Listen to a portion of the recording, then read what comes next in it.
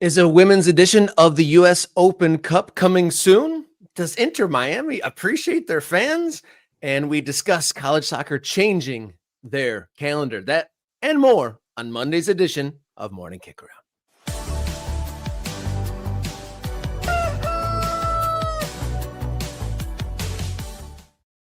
Hello and welcome to the show. You found your way to Morning Kicker on the show that dots the map of the ever-changing American soccer landscape. My name, Robert Kerr, local soccer guy, and to my side, back in action, Mr. Jason Davis. How you doing? I'm here. I'm back. I had a nice, relaxing vacation, and now I get to dive back into American soccer. What could be better than that, Rob? What could be better than that? Nothing. And we're on the eve of the World Cup. So many things are happening. I'm excited. Shout out to all the ultras this morning. Thank you for being here as always. If you support the show as a member, you are an ultra. You get access to the Discord. You get access to the extra bonus stuff. You get access to being cool. What else? Yeah, lots of stuff people will tell you. And if you are not a member, what are you doing? Become a member. There you go. There you go, Jason, back to being soccer guy rather than vacation guy. Glad to have you back. And this kind of like was that the regenerative refresh before the busy summer ahead? Well, it wasn't necessarily like, oh, I need to plan a vacation before the World Cup comes and the summer gets crazy. It was my mother-in-law was turning 75. Let's go have a vacation with her, which what worked out for me. The 5-year-old loved it.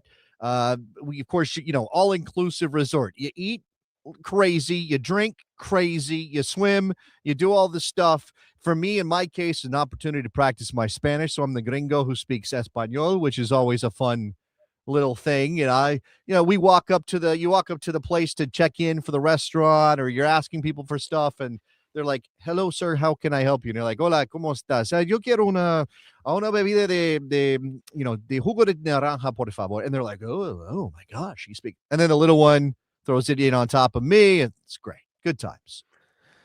Well, sounds like a good time. So glad you could be impressing strangers while on your holidays, Jason. I like that's it. great. That's great. Look, come on. It's self-improvement. And when you have worked at something, Rob, you know this, like when you've worked at something, it's like hosting this show, or for me, becoming a broadcaster in the first place, or, knowing enough about a subject to feel like an expert so you can tell other people about it and be like, yeah, I feel good about myself because, I learned something. That's what that's about. Well, there you go. There you go. Pat on the shoulder all the way around. Well done, Jason. And before we get to today's show, we got a great guest on the way. We're going to talk about the calendar change not coming to women's soccer. They didn't want that. But there's a 2-semester system coming to college soccer. We're going to have Brooks Lambier from We Are Soccer come in at the top of the hour to discuss that. We're going to talk about something added or possibly being added to the women's game. Talks of a women's U.S. Open Cup. Very exciting news. One thing I am an expert at is letting you know that the Morning Kickaround kit deadline is set for the 23rd, this Saturday. If you ordered your Morning Kickaround kit, which is just over my shoulder here, just beyond the deadline, I know you've been waiting a long time. So we've got Saturday set for the second run of production for the Morning Kickaround Ultra kit. So I put the link in the chat here. We'll do another post on the YouTube channel. But if you want to get your hand on one of these hot puppies here over my shoulder, get your order in. The Morning Kickaround on the fourth wall to get in on the second run of kits. You can support us on social media at MKickaround. You can donate to us directly via Ko-Fi. You can visit all sorts of places and support us because there's even podcast page. Okay, real quick, because you mentioned the hot puppies that are the Morning Kickaround shirts, and you have one of those hot puppies hanging out behind you. I'd like to acknowledge Kate, who's in the chat. I haven't put anybody on screen yet. We usually do that. There's my guy Jeff, and I know Chris is here. Dwayne is here. I got one of his kits. It's a beautiful kit. Armando by the Big Lake, who later sounded he was cool for the first time in his life. You've always been cool by the Big Lake. Don't let anybody tell you otherwise. Kate is here. Good morning, Kate. I've received your shirt back after the address debacle. I will get it back in the mail with your correct address. I don't know why it didn't end up with the right numbers on the thing, but I will get it done. and it will get to you. And I promise that. And I apologize for the mix-up. Shout out to Bill. Shout out to John. Shout out to Nate, who's speaking French. Shout out to Mike. All right. Anyway, go ahead, Rob.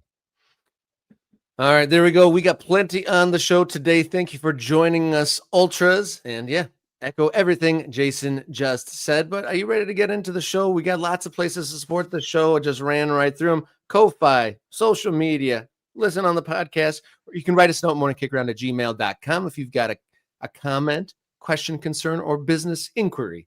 But let's get into the show. Let's kick off our long balls here on Monday's edition of Morning Kick Around.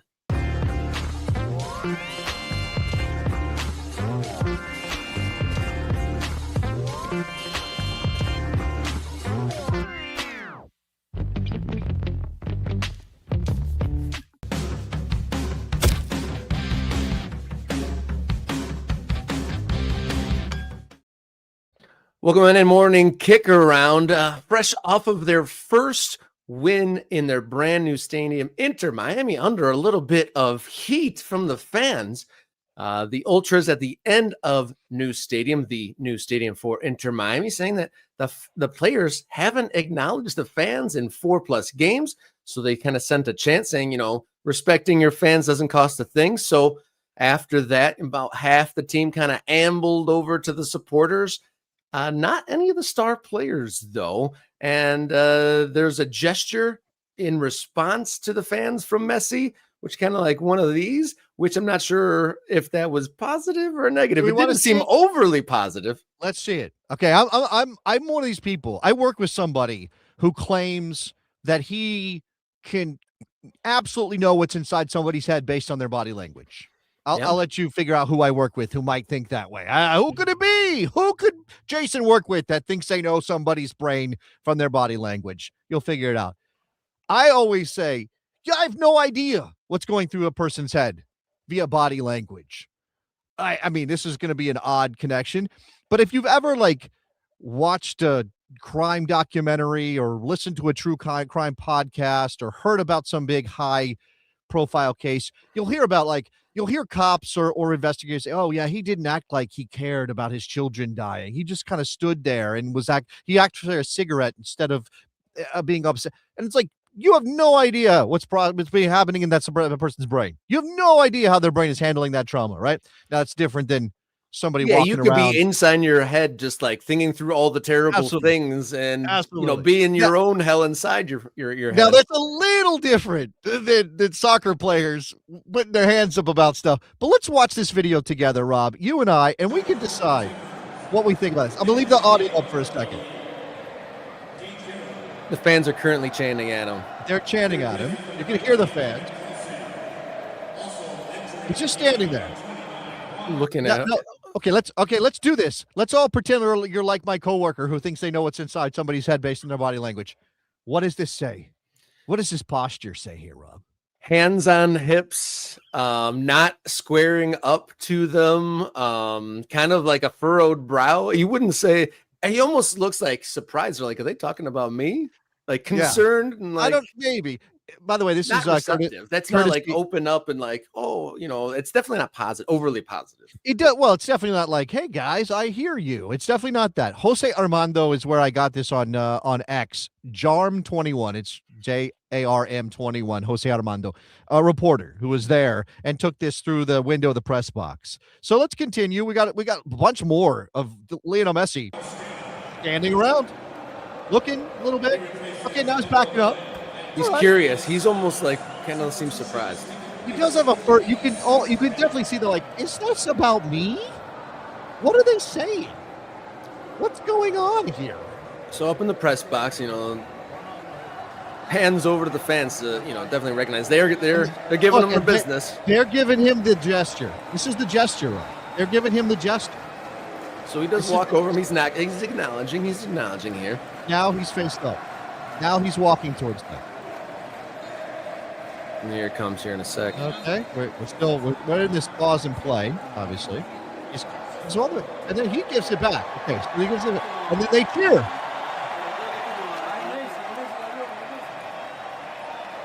So Okay. I guess watching it again looks less dismissive than when I saw it the first time because he continued and he engaged, whether it's positive or negative. I'm not sure. Yeah, look, and I don't want to call anybody out for being confused by what's going on. Look, okay, this is generally an issue, and we'll get to more up to the engagement level of Miami Stars here in a second. But I was reading this morning, our friend Tom Bogert over at The Athletic, the mustachioed marauder, writing, he had a couple of things in his column today. One of them was his all-star ballot. Okay, that's fun. But really what everybody's there for is Lionel Messi and the reaction to the fans who are there chanting.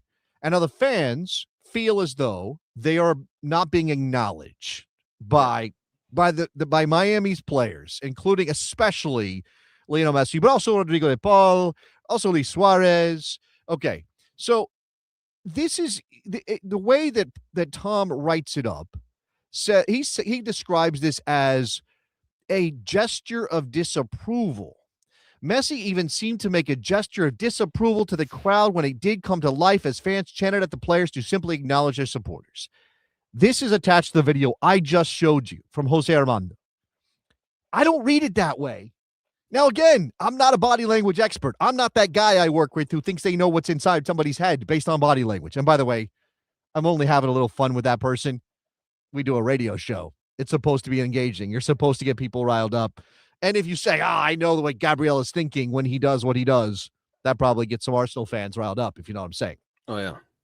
I think Messi is giving it back to them in the sense that, like, well, you could read it as like, oh, I don't, F me, F you, right? You could read it that way. I don't think that's what Messi's doing.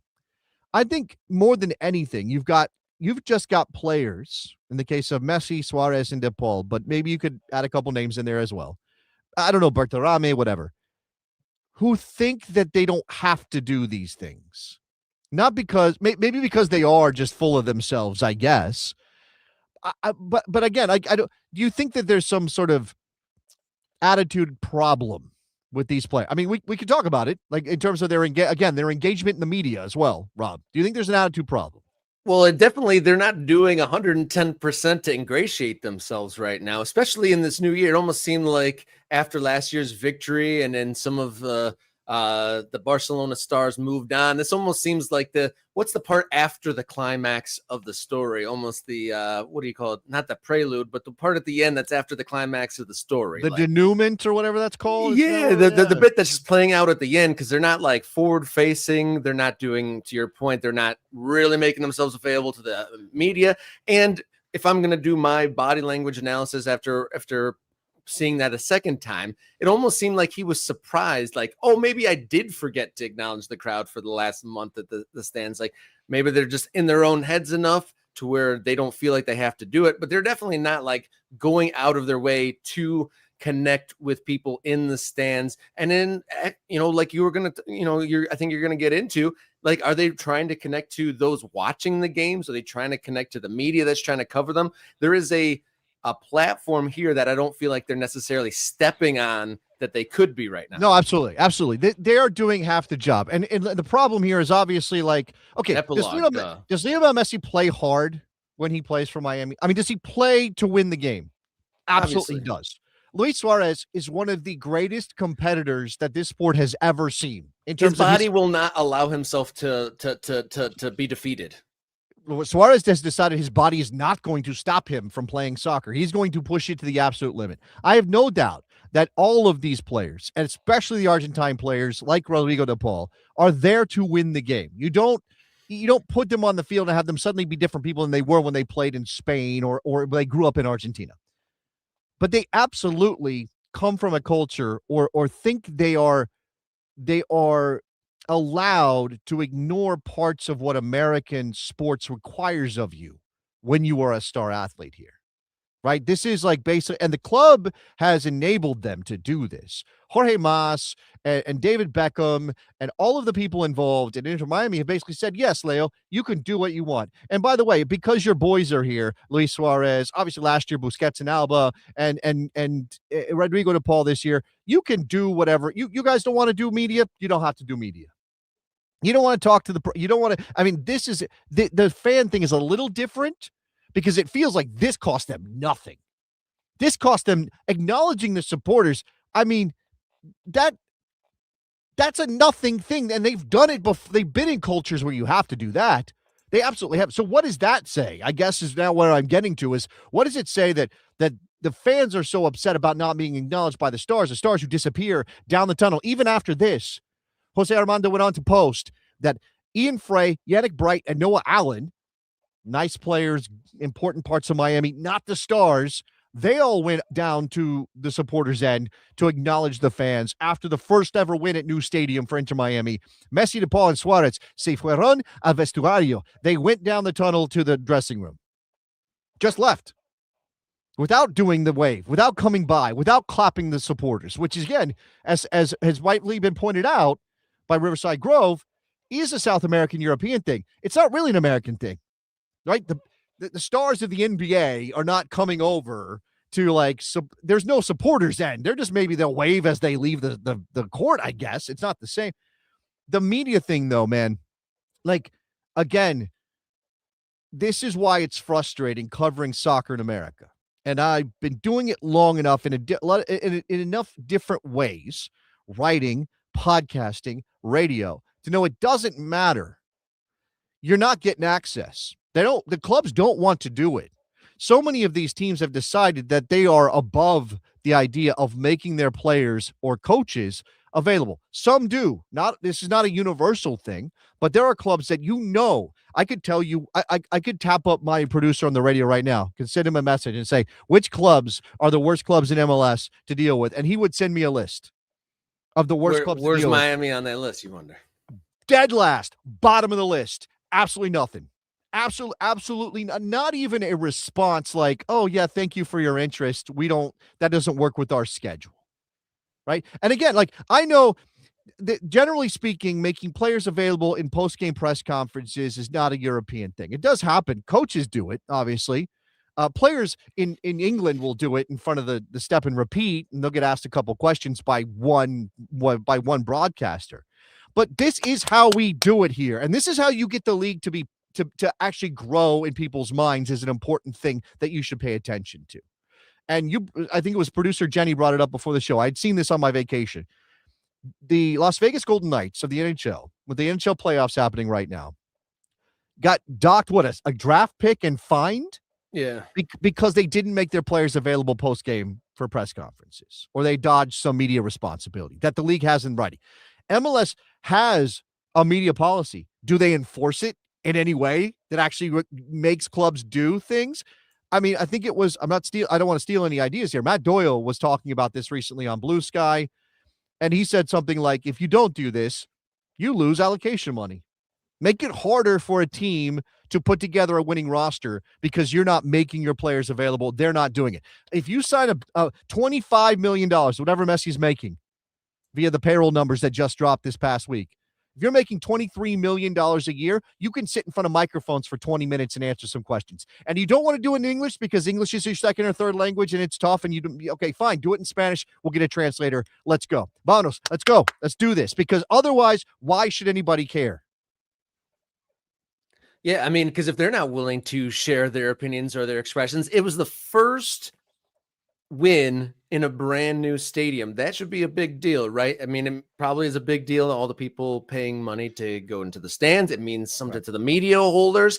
And imagine if Messi and Suarez and any other of the bigger name players on Miami were their post game, like, I can't believe that, we won this game. It's going to be a big moment. The fans deserve it and all that stuff. Even if it's boilerplate, it's something. It's something to put on a press release. It's something to put on the news. Like, you got to give something. Like, obviously, you're sprinkling your magic dust on MLS in bits and starts enough to win games, but it's the extra effort. And I see the comments in the chat saying that the MLS or the media availability and clapping the fans is two separate things. I agree with that. It isn't though, but it's talking about doing the extra effort. Like, I'm contractually obligated. I'm a soccer player. I'm doing soccer things and that's it.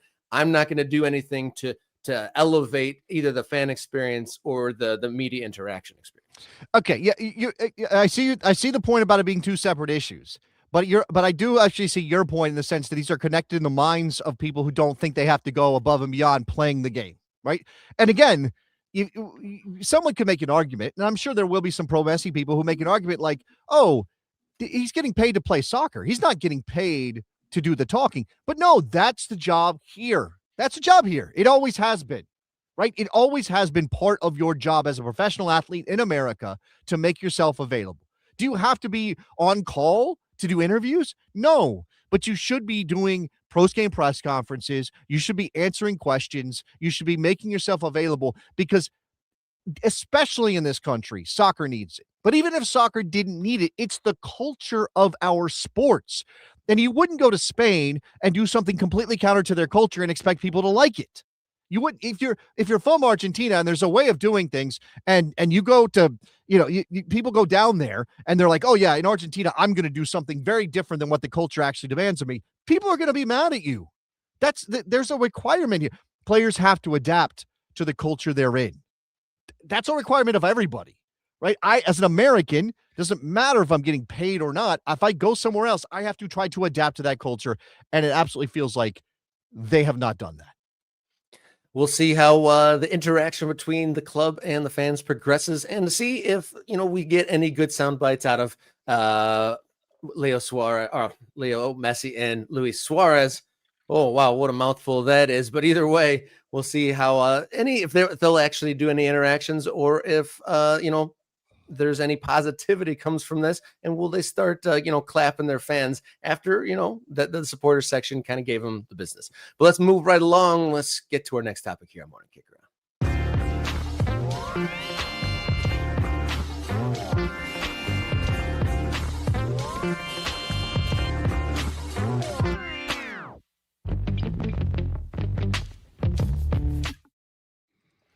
Something that's been missing from the American soccer calendar may actually come to fruition.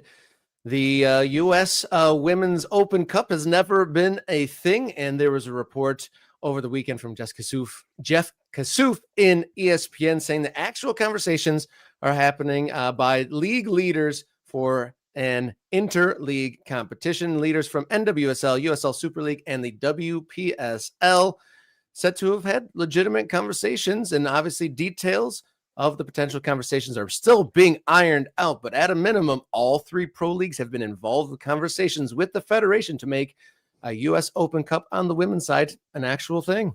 Okay, hold on. So you keep saying the words Open Cup, and Jeff mentions the amateur leagues that exist in women's soccer in the United States, including the WPSL and the USLW League. It is not an Open Cup if it doesn't involve amateur teams, Rob. It's not an Open Cup if it's not open. It is a Leagues Cup of some type. It is a professional cup. It is an EFL Cup, right? That's essentially what we're talking about. If you're only doing the pro leagues, it's an EFL Cup for the women. It's not open. I think logistically, it's obviously tough to get everybody to agree on something and then travel and all those things like that it's a tough lift.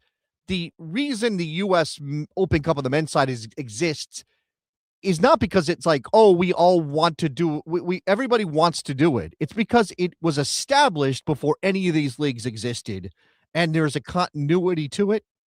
So that is, I'm not, again, MLS has found ways to get out of it in some cases because they don't really want to be in it as much as they have been in the past. For whatever reason, they don't control it. It's an extra bit of games in an already congested schedule. They throw their own, extra competition on top with the League Cup. Leagues Cup. The S always throws me off. Leagues Cup. I want this to be open.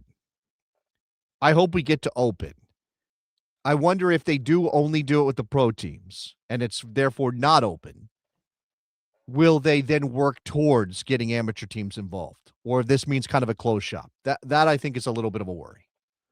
Well, according to the article on ESPN.com, they are trying to incorporate at least 4 nationally organized amateur leagues that serve as summer teams for college players, the WPSL as it currently exists, the USLW League, the UWS, and at least one more. So I think it doesn't seem like they're closed off from the idea whether they can logistically make it happen. Hopefully, I mean, I hope that they're able to turn that into a truly open cup and have all the different levels join in. It doesn't sound like they're explicitly going into this to be only pro teams. Yeah, and look, obviously the goal would be as inclusive as it's the high-minded goal should be to be as inclusive as possible. And Bill says, "I will gladly accept whatever the women's leagues decide. I want to see the competition."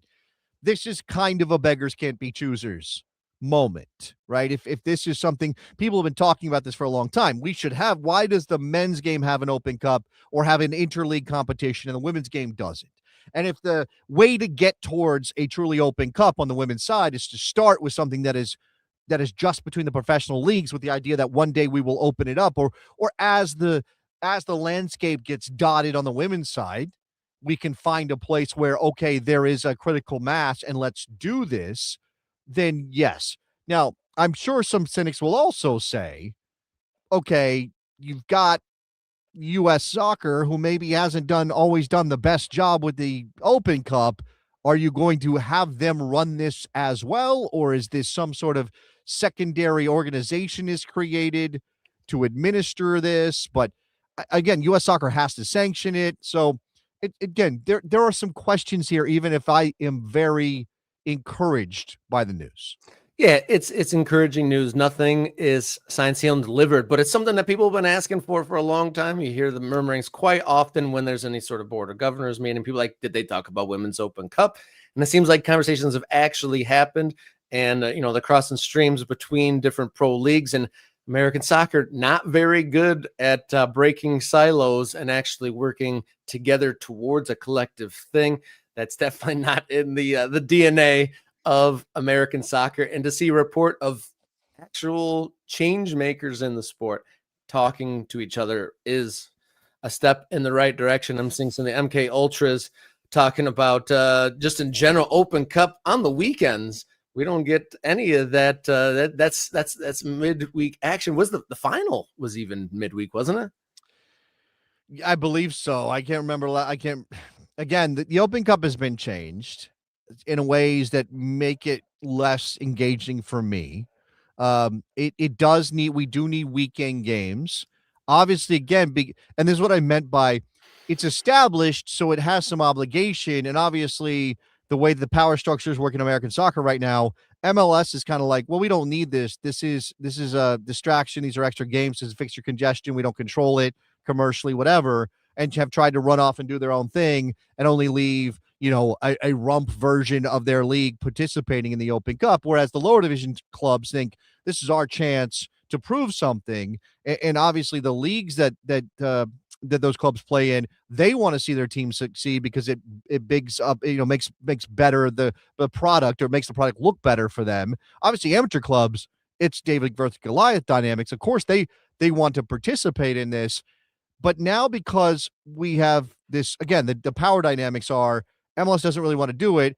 MLS is never going to agree to give up weekends to play USL, to play US Open Cup. So then what are you doing? Are you choosing weekends to do it for the lower division leagues? But the lower division leagues are also in a race. I mean, the pro leagues, they're also in a race to try to figure out how to make their competition most compelling. When almost everything in American soccer runs on how many people you get in the door, how many tickets you sell, going to be really tough to get owners on board with giving up a league date for an Open Cup date. I know USL is doing their cup, and they have their own interleague version of that, and I think that does fairly well. But partly because they can get some rivalries that don't exist in the leagues themselves. But I don't know, man. I want it. I definitely want it. Yeah, there was some good action over the weekend in that USL League Cup. We can touch on that at the end of the show, but still to come, USL has a shakeup at the in the executive suite last week. We can touch on that. And then next up, we're going to talk about changes in college soccer coming up next here with Brooks Land Beer. Stay with us.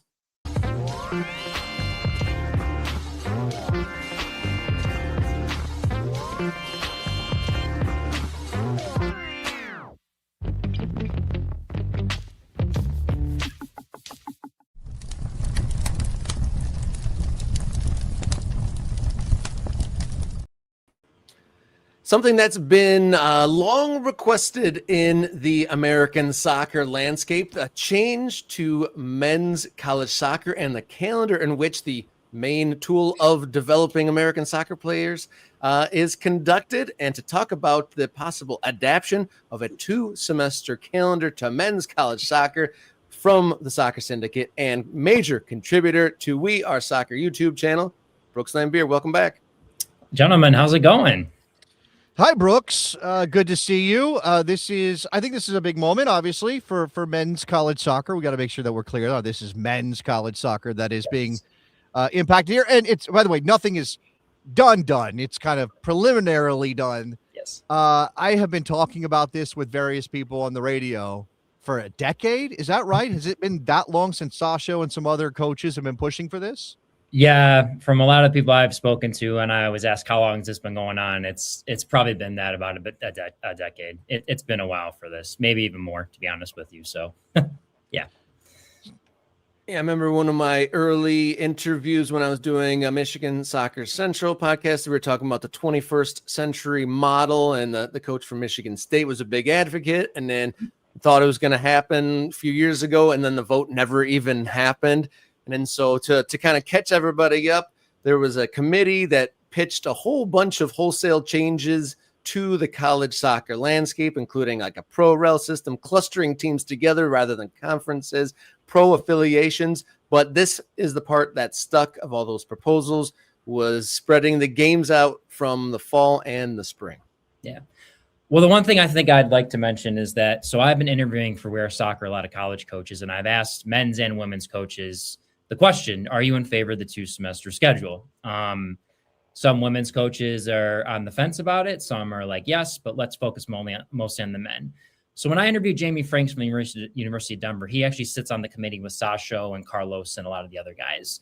This is actually a separate thing from U.S. Soccer of what the College Coaches Committee wants to do versus what U.S. Soccer and the white papers want to do. So the biggest thing on what they're establishing, and this is coming from the college coaches, is the extension of the season, heading and being able to play the national championship in the spring, spreading out the games, giving kids time so they don't miss classes, so they stay healthy.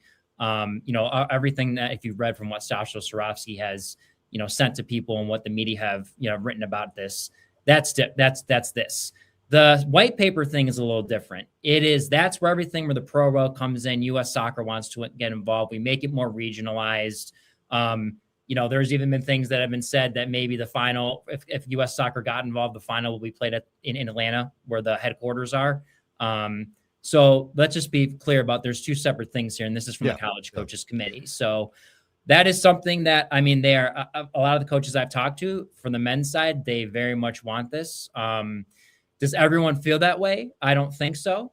I'm going to actually interview someone on Friday, do a recorded interview with a good friend of mine that was a college coach that's no longer in the college coaching world. And he's got a little different things he's heard from different coaches across the major conferences, the mid to smaller conferences. But I would say this, and I think, and this comes from the women's coaching. I asked Dave Diani, the new University of Michigan women's soccer head coach. He gave it the best, and I think this kind of entails for like what the men want and everything is. He said, Brooks, with our women's players, we don't really have enough time with them. We get them for 4 months, they're away, and really for about 5, 6, 7, 8 months out of the year, we really don't get to work or train with them. And I think if you take it from that perspective of what the men's team, what the men's side's looking to do, because the women really aren't ready to jump. It really is the best U23 league in the world. For the women's soccer, it's no doubt about that. If you watch the ACC, you watch the Big Ten. I've been out to a few games, watching Michigan State and helping some of my friends that scout in the women's game. I've went to some games for them. There's no doubt about the women's are the best U23 league in the world in college soccer. But you really need to think of it like Dave said. It's more time with the players rather than only get to spending really 4 hard months with them that you really get to change much. Yes, you get to develop in them in the spring a little bit, but the spring matches don't matter. We need they want competition, and they want to bring things that matter to these players so they can help develop them. Yeah, the upshot here is the number of games doesn't change, but how often you are playing changes, right? Which means more training time and things of that nature. Now, I think there is a question. That's by the way, we didn't kind of outline the exact change that this is. That is the biggest thing. And I saw that still sort of front loaded, right? Something like 20 games in the fall and 10 or something like that. 14 games in the fall, 10 in the spring. Yeah. They said you could play a max of 18 in the spring, and then it's a max of 25 games total. So 18 in the 18 in the fall, and then you can play rest in the spring. And the question is, what I've talked about college coaches with is, when do you play that conference tournament? Do you play at the end of the spring? Or I've heard some things that they've said, we play at the end of the fall, and then that brings it a question, well, when do spring games really matter? How do you differentiate things? So that's going to be the question there is, are all conference tournaments going to be played at the end of the spring usually before the NCAA tourney, or are you going to play a little some of them in the fall? So that's a great question. Yeah. That format issue is definitely fascinating. Now, I one of the big things that I've seen people ask, and I really don't have a sense of this, and we are in this very weird moment in college sports overall that sometimes is tough for me to get a handle on with NIL and everything else, and transfer portals and everything going crazy for the revenue sports. Excuse me. These are non-revenue sports, and so they are very easily on the chopping block when schools look at their athletic departments. Yeah. Does a schedule change and a 2-semester season change anything about how schools think about their men's soccer programs? I think for some of them it does. The small schools, like I think I've talked about in here before, and I've talked to a lot of people about, and people have told me is how you can allocate the staff, the medical training staff that needs to be, hey, you're assigned with men's soccer in the fall, and then you have baseball in the spring. Well, how do I do both? And how, if baseball's away and they have a 3-game series somewhere, and and college soccer men's plays on a Saturday, how do I deal with that? But I guess the schedule flexibility of playing a Wednesday game and then playing a Saturday, like if you can do a 2-1-2 or something, maybe that makes it a little easier. But I think a lot of programs have to really consider that is it worth it to do the 2 semesters and to stretch everything out where I got to pay other staff that needs to be at the game and the other stuff I have to do usually. So then you're competing with field time. Some schools have lacrosse that may use the same field as the soccer field. So you're dealing with that. Maybe some schools use the track and field as the same one as the soccer field, so you're having a little run into that. But I think the biggest question is what amongst a lot of people have told me, and I've talked to, is what do you do when you begin in mid-February, when you're in the Midwest, you're in your school, maybe in Wisconsin, Michigan, Northeast, what do you do? Like, will the NCAA sanction indoor facilities that be like, yes, we can use these indoor, because they want games played on like turf or grass, like outside. They don't want them inside. So like, what do you do? I mean, obviously, that's the biggest question here is what are they going to do for those schools that maybe in mid-February doesn't look so great that we have a home game? Or do you say, hey, those schools are going to play away at warmer clients? Is that fair? Our opponents, but is that fair? That's the question. There's a lot of answers that still need to be, a lot of questions that still have to be answered. But, that's a lot of the stuff a lot of these college coaches tell me, and they're running into that. It looks pretty from the outside, but there's still a lot of internal things that they have to discuss and figure out. Yeah, a lot of TBA involved in this, but it's progress in some sort of reform, which is only good because, I feel like we've all been beating our head against the same wall of like, if this is where we're funneling all of our players, or 90-something% of all players that have aspirations to go beyond, their teenage years in playing, we send them to college, but then we like jam it in this very imperfect system. At least there's an acknowledgement. This is like the first acknowledgement that there should be or could be some change coming. So some baby steps there. So with that, like there's no other acknowledgments of any reforms, because in the white paper, there was a whole laundry list. I see some ultras in the chat saying, what about changing the substitution rule? That's a question for you in general. You're saying you're talking to a lot of coaches. Is that something that comes up? Is that in the zeitgeist to make the substitution rules in college match what the professional leagues do? Well, I think the first step obviously is like match the calendar, right? That's the first thing they want to get taken care of. And I mean, Taylor Twellman has said this a lot. I mean, rules need to change. The NCAA is outdated. I mean, a lot of guys have said it, publicly, that it's so outdated with a lot of the rules. It should match the pro game. I have not heard anything about that. I think the first thing was the coaches committee just to get this off the ground, to make sure it's 2 semesters. And it's interesting. I've heard different people that said U.S. soccer wants to get more stuff under their umbrella, and they would like to take men's and possibly women's college soccer under their umbrella.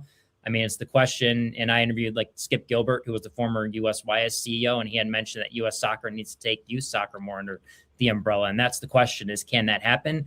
I imagine if US soccer had that, everything would change. The question is, does the NCAA want to change everything? Because, it's their jurisdiction, right? They have they have them, right? So and I actually in that vein, I asked Matt Brown, who has a site called Extra Points, where he covers everything involving basically college sports governance. Yeah, and he something came. He was asking. He asked for questions or something. I said, "Where's the U.S. soccer proposal white paper? Where is that with colleges?" And he's like, "Schools don't want it.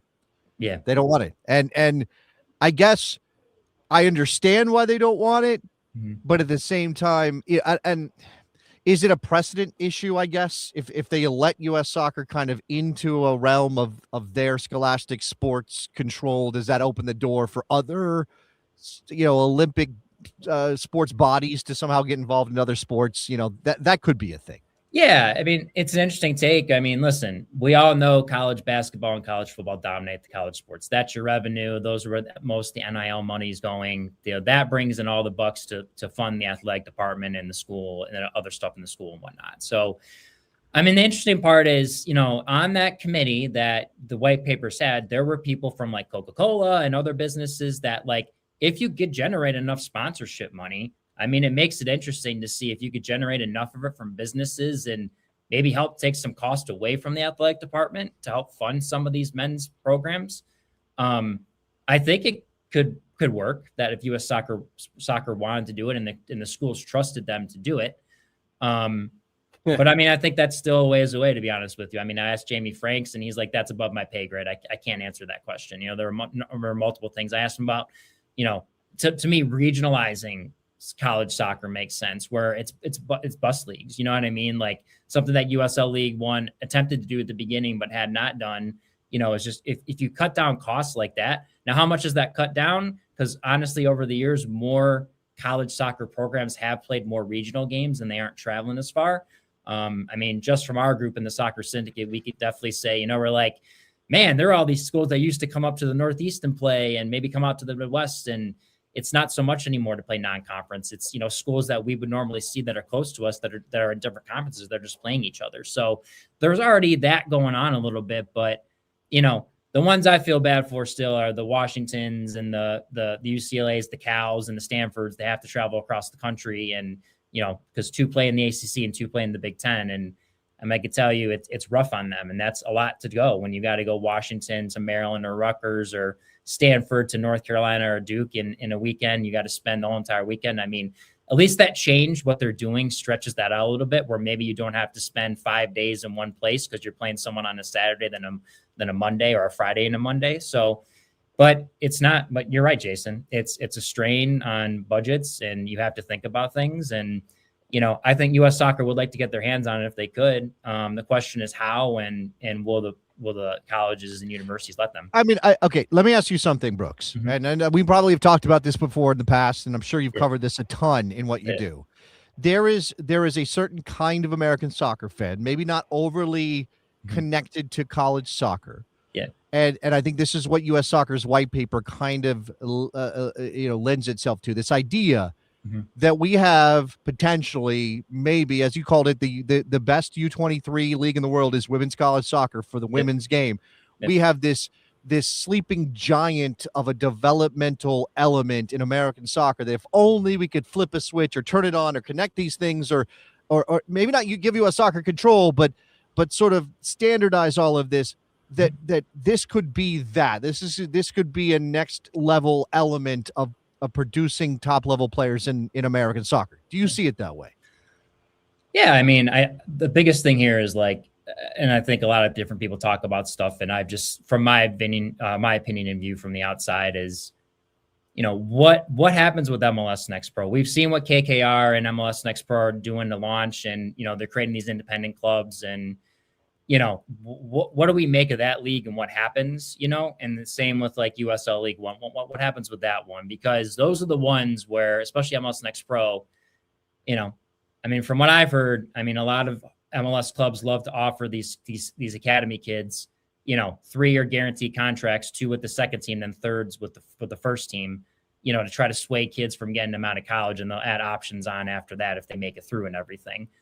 But I know some kids that are like, hey, I want to go to college because I want to get the degree. And if I go to a certain university, they'll uphold my scholarship if I leave after a sophomore or junior year. So, but back to your question about the U23 league, though, is, if you want to look at what college soccer does now, I think Sam Sarver is a great example, like at FC Dallas. Obviously, everyone knows from his wonderful celebration with the drink of the beer, the Modelo at the weekend against San Jose. But Sam was a Columbus Career Academy kid. He went to Indiana University. He was very one-dimensional, I would say, as a player when I watched him through 4 years. But, I talked to the IU assistant coaches. Sam needed 4 years of college to develop as a player. I've not released a lot of the interviews, but I've interviewed like Andrew Gutman. I did one with Chris Mueller that was released. And they're like, we needed college soccer. We needed a few years in college to play against men to really figure out who we were as players. And I think a lot of the things the American player matures late in this country, to be honest with you. I don't think we mature as quickly as the European player does. And I think college is a great route for a lot of people. But I think college would, in essence, love to be that place because, listen, you don't have to build soccer fields. They're already there. You already have indoor facilities that are better than probably most MLS Next Pro independent teams and USL League One teams, so the foundation is there. The question is, everyone want to work together to make this happen if it's possible. So, that's the question here for a lot of things. So, yeah, folks working together is a difficult part, and we can talk about at ages for American player not being mature enough to enter the professional realm at 18 years old or whatever. But it seems like adopting this kind of calendar would only help facilitate that and make that actually a bit more of a grown developing league that actually does in fact do the developing job. But right. What you got? Yeah. No, that, but also, summer soccer and clubs like Oakland County and some of these other teams where college kids often go to get some extra games and some extra competition and test themselves against men in some cases. Mm-hmm. How does any of this impact those summer soccer leagues, Brooks? Yeah, it seems like from what everyone said, it won't. But the question is, if you're finishing up in May, do you want to continue this 12-month process of I want to go play soccer again, which is another. And now listen, I love USL2. I love summer soccer. I think it's a great place for kids to play, whether it's NPSL, USL2, MWPL, any other amateur leagues out there across the country. But the question begs is like, do you want to, after you finish your national championship in June or May or whatever, do you want to go play or do you need rest? And really, if you really think about it now, a lot of the coaches have, they call their players back usually by the 4th of July, most programs to come back. You need to rest. We don't want you injured. You need to be prepared for the fall season. Captain's practices start, and then eventually at the beginning of August, then your team training starts for how long you get and everything. So, but that does beg the question is what happens with these summer leagues? Do they become a little weaker because, the top kids don't want to play? You see that a little bit because some of the guys that were in MLS academies that are in college go back to train with their second teams sometimes. So it's hit or miss for stuff, but that is a great question. And one, I think that's still undetermined right now. But that's a big pivot if like USL2 has to pivot with that, because, I would say that probably does finance a lot of the league, to be honest with you, to, at least the base of the league with all the USL2 teams they have. So it's an interesting one. Yeah, I know USL2 is in their all meeting, general managers meeting or whatever before the season was trying to downplay like, oh, this isn't going to affect us. The window, even if they adopt a 2-semester system, it won't overlap. But like you said, with the way it is now, with the a muted spring season for the college men's, that window is narrowing and narrowing. Like, a lot of the top players aren't really in town at the USL2 teams until mid-May. And like you said, in the beginning of July. And so if your team makes a run in the playoffs, a large part of those major college soccer contributors aren't even with those teams by the time they get to those knockout portions of the season. And then will they want to rest through the summer if they've already played, ultra competitive games in that spring?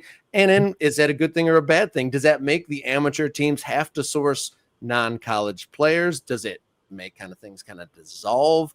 it'll be kind of interesting to see how that all plays out. But one of the things in the white papers that I was hoping would get adopted is kind of forgiveness for kids that do try to go pro. If they do sign that MLS Next Pro contract, they come out of high school, they're trying to be aspirational to become a pro, and maybe it doesn't turn out, or maybe they don't want to, have that, maybe they'll be a bench rider if they continue on that thing. I think that it would be a benefit to the American soccer player to then be able to, like, maybe I should, follow an education and go the collegiate route after, which was in the white paper, but it doesn't look like that's included here at all. Yeah. I mean, that goes back to what John Calipari has been saying for men's basketball is like, we have these guys in the G League, they decide to forfeit their college eligibility, like, why do I want a 25-year-old guy that's, everyone's seen the John Calipari clips. So, and that's the question. And that's the next thing is like, do you put an age limit on, 25? I mean, obviously they're trying to do the 4 years and then you get a fifth year, but are there age limits and such? And people have been like, well, I want to put international caps on stuff. And as I've told you guys before, I mean, international players do help make the game for some of these smaller universities and give them chances to win national championships. So there's a lot to be determined. Do we make this specifically a domestic league if things start to change for college soccer? And that's the question. I mean, listen, I was born in America. I want the domestic player to do well. But there are some things that, this is a whole nother conversation at the youth level that need to change to make the domestic player better for sure. So, and that's a whole nother topic, but to be blunt, are the percentage of American players populated in U.S. pro leagues going up or down right now? In terms of just like, in terms of what? Just like, like the players, professional players in the United States, whether it be MLS, USL, or otherwise, is the amount of Americans occupying those professional team spots, is that going up or going down?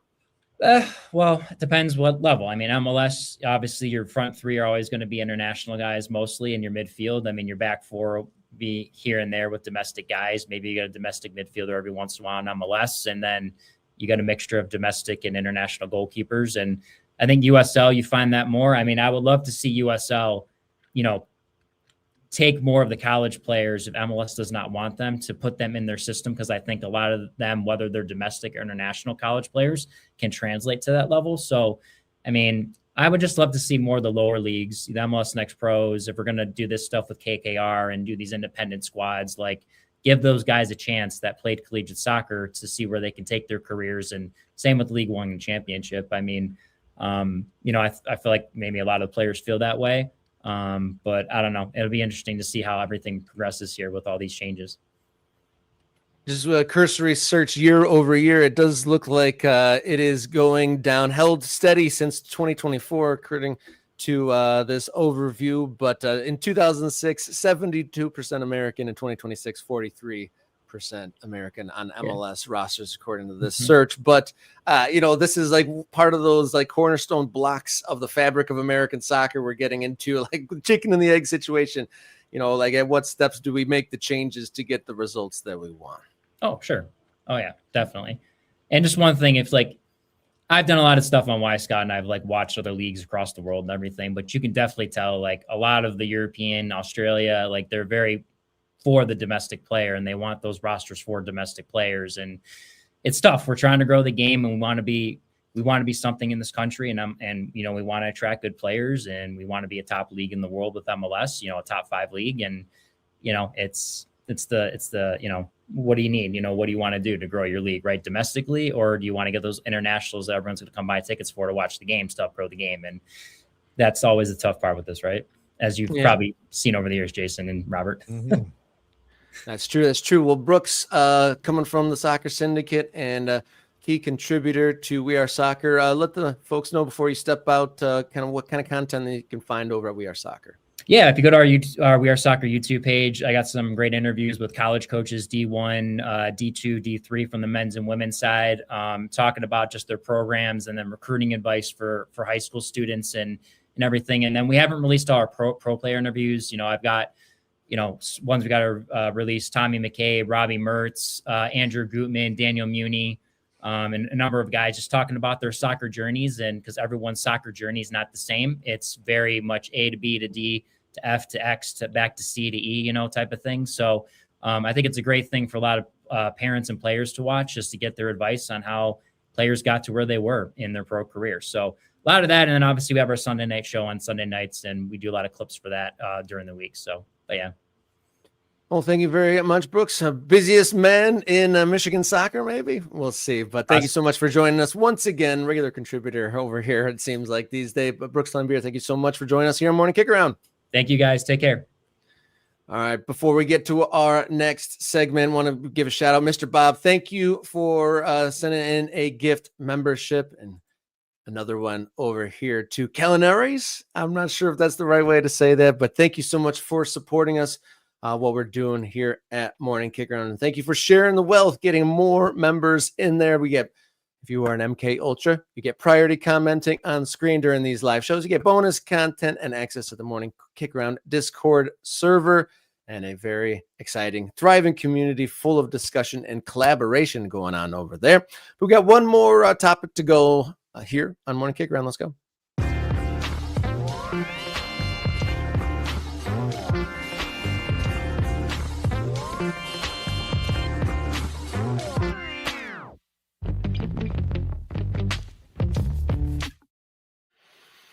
So last week, while we were away, there's been a big shakeup at the top of the tree for United Soccer Leagues. Paul McDonough has been named president and CEO over USL. He's going to lead the league strategy, operations, and execution as the USL advances its long-term vision for the professional soccer in the United States. Former CEO Alec Papadakis will move to being a co-chair on the board. Yeah, I mean, I don't know what to make of this. I mean, it's just news that happened. I guess it's an opportunity to try to read the tea leaves on where USL is in their big plans. Alec Papadakis is 78 years old. I think he just went into the U.S. Soccer Hall of Fame.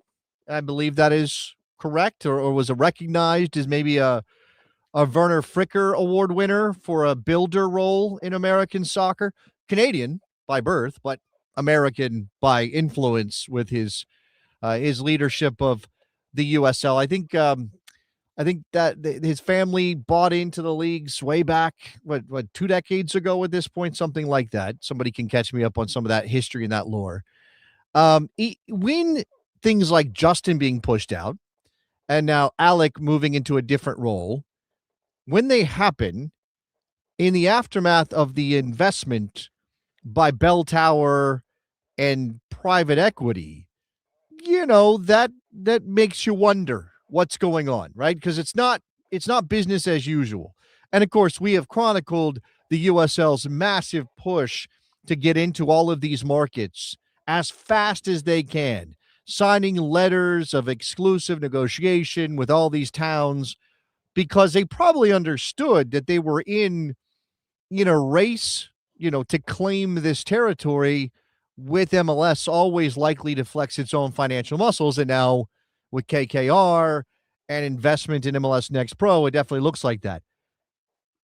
I can't tell you that Alec Papadakis moving into a different role and not being CEO anymore and Paul McDonough taking that role necessarily means anything dramatic in the moment. But we're all waiting for Tony Scholes to arrive from England to help implement the Pro-Rel plan and get USL Premier off the ground, right? We're waiting for USL to tell us, Rob, who might even be in USL Premier. Yeah. You and I just went to Rhode Island. We heard about the plan for Rhode Island FC to expand their stadium to 15,000 if required, if necessary. We know Detroit's building a 15,000 seat stadium. We know Sacramento has increased the capacity of their planned stadium. All of these things seem to be lining up for what USL told us is going to happen. We just haven't had anything substantive yet that makes us go, okay, yep, the plan is in motion. Not just a plan anymore. Now it's in motion. Yeah, the first real sign that plans were in motion was the CBA contract had verbiage and description of what the USL Premier would have in it for player salaries. But that was the only thing we really saw in writing that existed for USL Premier being an entity. We'll see. Is anyone tracking the flights of Tony Scholes? Is there anyone going to be waiting for him at the airport, bringing us pro-roll, pro roll folks, just like waving their flags, welcome him in?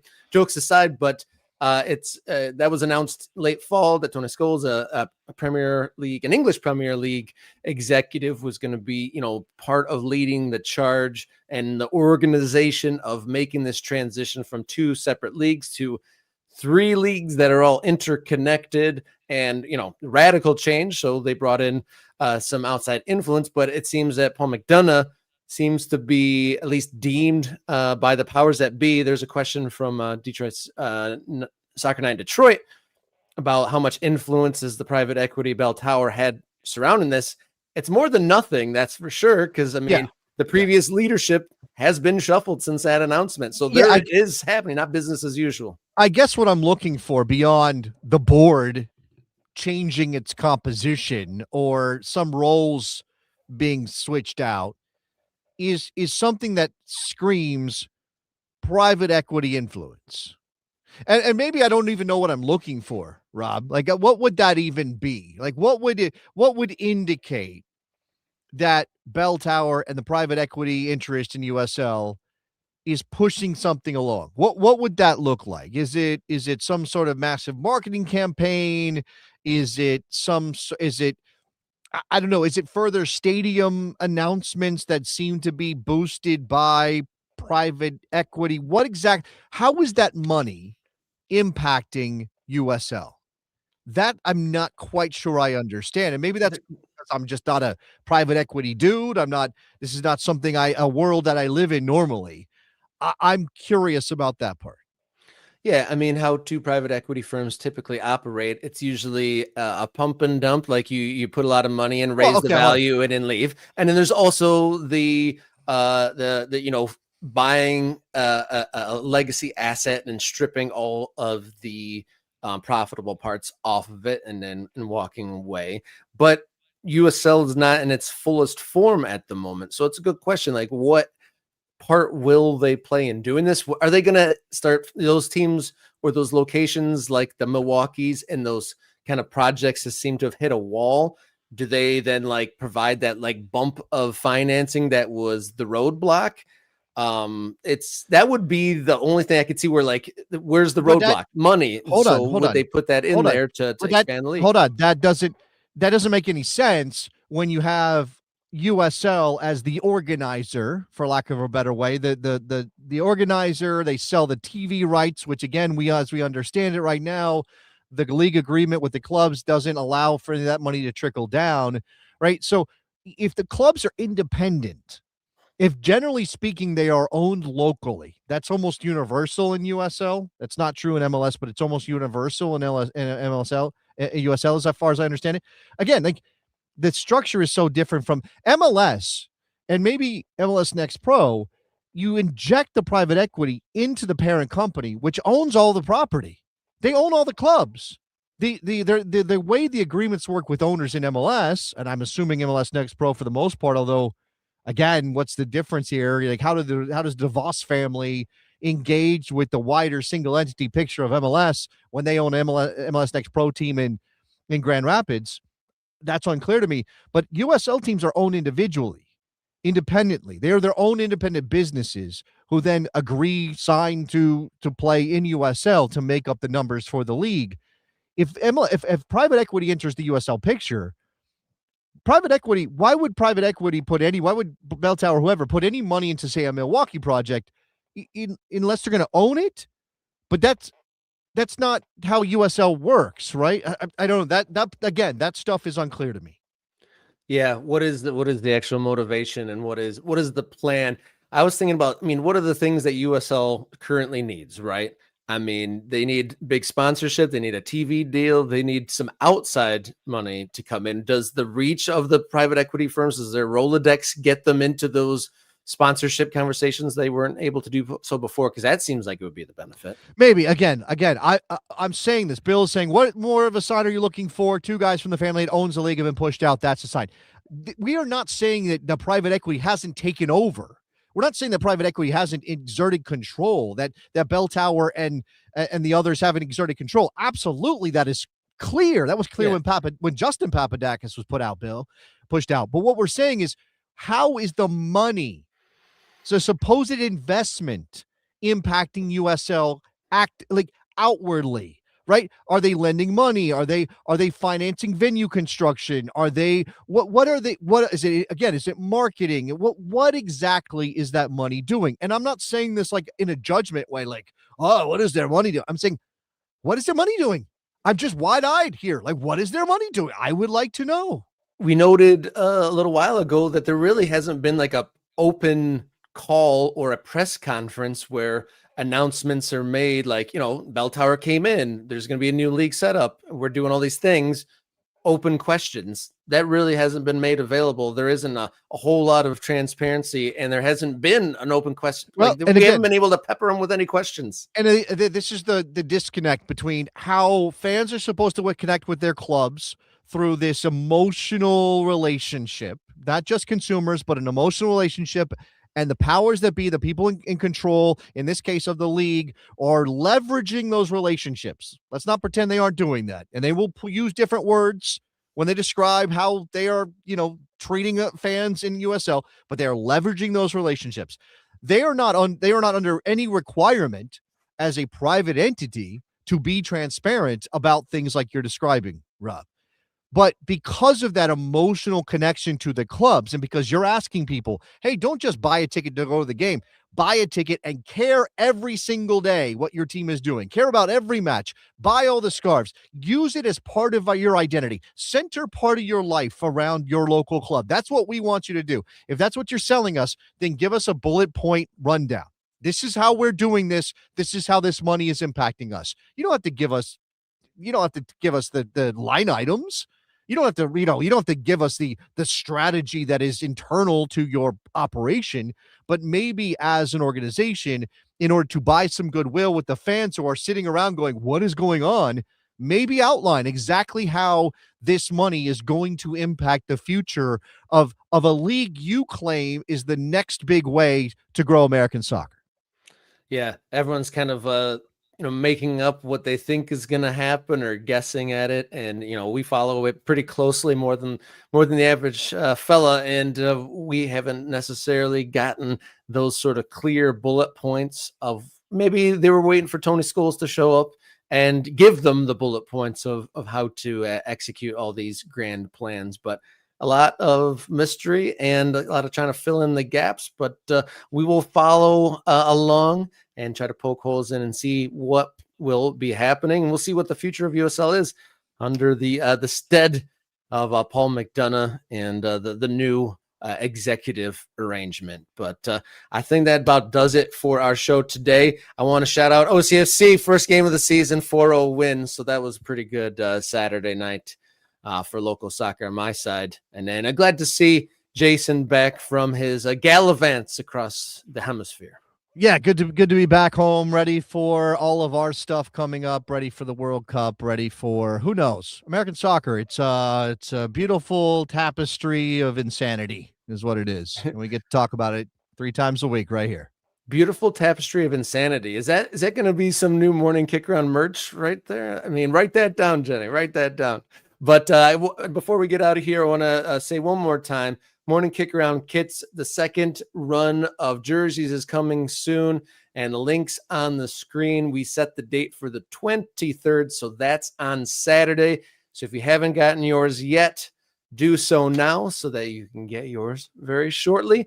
And then this is also for the folks who ordered shortly after the previous deadline, who have been waiting very patiently for their kits. We want to get that in your hands. We've been loving all the pictures of everyone showing themselves rocking their shirts, and everyone's been saying they're really comfortable. They like the look, and even a jersey collector in Michigan, our guy Colin, he's got thousands and actually is a bit of a rare jersey dealer, and he had nothing but high praise when I ran into him over the weekend, saying, not just because we're friendly, but a really, really good kit. And this man has absolutely millions. So get your hands on those.